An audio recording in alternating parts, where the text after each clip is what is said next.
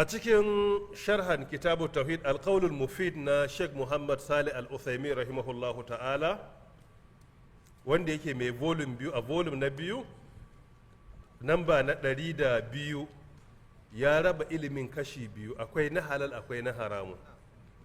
In ilimin falaki ne kai tsaye to shi halal ne, shi ake kira ilmul falak. Shi balma ya ce akwai na wajibi akwai na halal, sai na biyu akwai ilmu tanjim, shi kuma kawai ilimin tauraro, shi kuma ya ce wannan yana kai matakin haramun ne. Ilmul falak shine tura yake kiransa da cewa astronomy. So astronomy halal ne, ya ce balma wani lokaci wajibi ne, shine irin wanda Allah ya ishara kansa a Qur'ani da yake cewa huwa allazi ja'ala lakumun nujuma litahtadu biha fi dhulumatil barri wal bahr qad fassalna al-ayati liqaumin ya'lamuna. A cikin suratul an'am aya ta 97 kenan zai zama, na'am 97 haka ne. Don haka Allah ta'ala kaga ana ya ce ya sanya muku tauraro, kuna samun shiriya da izinin Allah gare su a cikin duhun dare da a cikin ruwa ma idan kuna tafiya.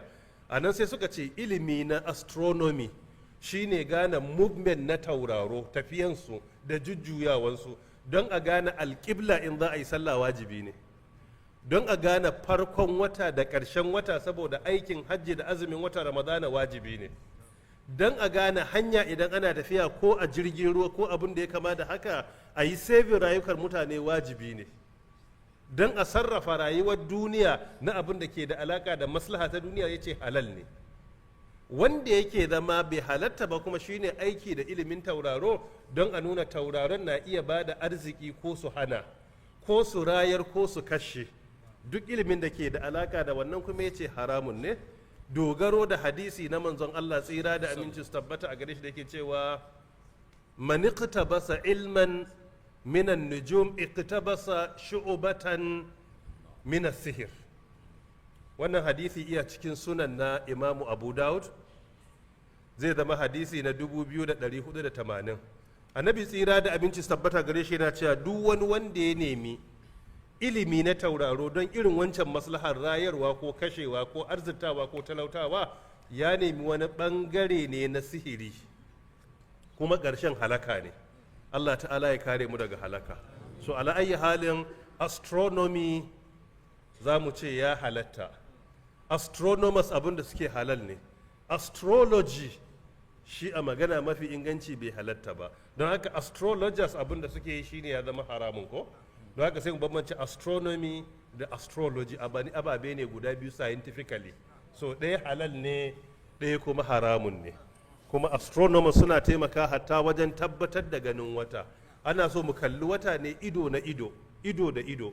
Amma su suna aiki da na'ura su gane movement na wata, su iya gane an haife ta ko ba a haifa ba. Wannan zai taimaka kawai wajen validating ganin ido ne. Yayi validating ko yayi invalidating. Saboda duk inda ka karbi ai data kana buƙatar validation na data. Ana iya ba to aikinsa su wannan su yi validating abin da aka yi. Wata ba ta zo inda za a ganta ba, haife ta ba kace ka ganta, sai a ce ta ya za a ka ga abin da ba haifa ba. Shi yasa muka kula mai alfarma sultanul muslimin, shi his eminence Alhaji Muhammad Sa'ad Abubakar hafizahullahu ta'ala, tun da ya karbi shugabanci 2006 yanzu shekara 20, har ga Allah an samu ci gaban matuka da gaske akan al'amarin ganin wata wajen fara azumi da ajiyewa. Ba dole abin da yake dace da sarranmu ba, saboda ita shari'a ba kullum sarrai take goyon baya ba. Ya jajirce akai, an zage shi, an yi tsinuwa, an yi bakar magana, amma duk da haka ya jajirce akan abin da yake ga shine daidai. Wannan kuma matsala ce ijtihadiyya, kuma yana ga daidai ne, kuma haka shugaba yake jajircewa akan abin da muka fahimci daidai ne. In ko kuskure ne to kuma sai mu karbi gyara, a nan ma wajibi ne.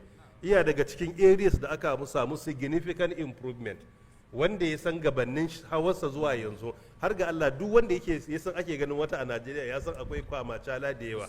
Kawai dai mun rike hadisai ne ake biyayya, an ce an gani shikenan sai ka yi. Amma wasu al'amuran haka aka yi ta yi. A wurin Allah dai mun kubuta don mun yi biyayya ga shugabanci a wurin da aka ce mu yi biyayya. To muna roƙon Allah ya bashi lada kuma ya ci gaba da masa jagoranci a shugabanci. Allah ta'ala ya kare shi daga sharrin shaidan. Duk abin da zai kai shi aljanna da mu gaba dai Allah ya dora shi a kai. Shugabanci yana da wahala. so mu rika masa addu'a Allah ya taimake shi na'am